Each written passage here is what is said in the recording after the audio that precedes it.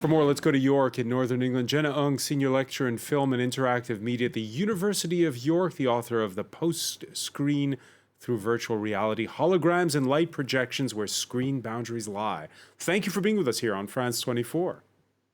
Thank you, Francois, for having me. Is this a good news story or a further sign that the apocalypse is upon us? Yeah, good question. I think it's a little bit of both. I think we are in this really unique moment of understanding and accepting and being in these realities of the virtual, the realities of the screen images, of holographic projections, virtual reality, augmented reality. It's a mode of being that has come out of ubiquitous screens that surround us with our phones and our social media. And through video gaming, this constant online life. And it's a mode of being that's also been accelerated out of the COVID pandemic, when in the lockdowns, we retreated to our screens and interacted with each other through them. So is it a good thing or a bad thing? I think it's not a new thing. We've had a long history of holographic performances, but I think it signals this moment of radically understanding our realities between the actual and the virtual.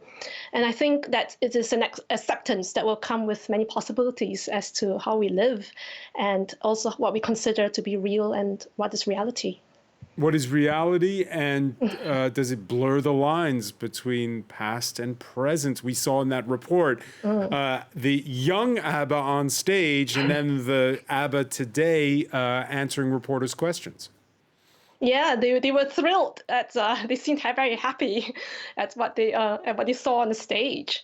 Yeah, it is interesting because there is this real discombobulation of time here, right? Because time to us as humans is linear. There's a past and there's a present and there's a future, and then we move one way from one to the other. The issue here is where the past is now appearing as the present, and that's pretty messed up because there are ways in which we deal with the past, memorialization, anniversaries, observances, and so on, that have potentially become irrelevant. So I think that there is a very radical disruption to our innate understanding of time and to our cultural observations of the past. So when the past appears as the present, and interacts with the present, it becomes a bit of a double-edged sword, right? Because it can be a bit of it can be a gift because we no longer have to deal with the pain of loss, of absence, but it's also at the same time it is a lie because the actual isn't there, it doesn't exist. So I think we need to decide whether one is worth the other. Does it play tricks on our brains? Does it play tricks on our brains? I don't think it plays tricks so much. I think there is a complicity from the audience in believing in this reality. And that's where it gets very enmeshed, right? And that's where the metaverse and the virtualities and actualities come into play, because it is a new reality that we are forging together. Of course, ABBA, the four of them appearing together at the opening of this series, this run.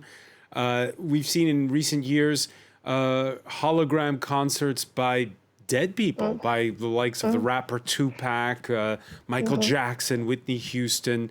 Is that different? Is ABBA Voyage different from these performances we had in the past? I think it's kind of yes and no. I think certainly it's continuing this long history of performances. It's not just these concerts. In the 18th century, there were these shows as well of figures, historical figures, dead figures through the Phantasmagoria shows in London, Vienna, and so on. But at the same time, I think ABBA, being the stature that they are and the place they have in our cultural history, I think out of all of that, they are signaling a mainstream acceptance of another kind of way of defining performance, another way of defining liveness, and another way of defining presence. So I think it is a milestone in its own way, and it'll be interesting to see what happens from here and who's going to come next on the stage in the holographic form. The French philosopher Roland Barthes thought about this idea of how a photograph confers immortality on a person or a moment. In this case, it's not a photograph. They had to practice. They had to so that the computer could get it right. And then, as we heard an excerpt there from the choreographer, he sort of got to play God, right, with the four of them by deciding how they move, what they do. Yeah. Yeah, so there's a certain element of puppetry here, I think. And in this case, because of ABBA's own involvement, we can see this as a holistic show. It involves them as well. There is this sense of ABBA on the stage. But you were pointing out, where it's singers, artists who are dead, then that puppetry becomes a little bit more sinister, doesn't it? That puppetry then becomes actually something that is bordering on being exploitative or something ethically questionable about that. You mentioned Balzac, Andre Bazin, the French critic, writing on cinema, of course, he wrote that the reproducibility of cinema, right? Cinema that can have the image that you can watch over and over. Cinema essentially desecrates moments like this, moments like death, because death is not something that can happen over and over. It's not something you can watch over and over, right? His words were, "We do not die twice." So in that sentiment, as well as this respect for this arrow of time, that we respect the dead, we respect the closure, we respect the loss, and that's where this sense of puppetry and has these double-edged swords on who you're bringing back to life on stage. Is it something that needs to be defined and, dare I say, legislated? Yeah, I think there is already a case law and cases that are establishing the rights of where the rights of the estate, of as particularly the celebrities, actors, and so on. Robin Williams apparently created a trust that held the rights over his image, so that you don't have Mrs. Doubtfire, the character that he made famous, reappear on screens again. So there is a sense of what do you own even after you're dead. And yeah, I think certainly legislature is not far away for this, because it is very contentious and there are a lot of ethical issues about this.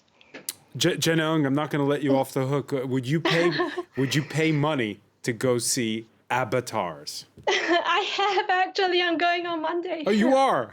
I am indeed, yes. So I'm looking very much forward to this, yeah. Is it for, in the name of academic research, or is it as a fan? Both.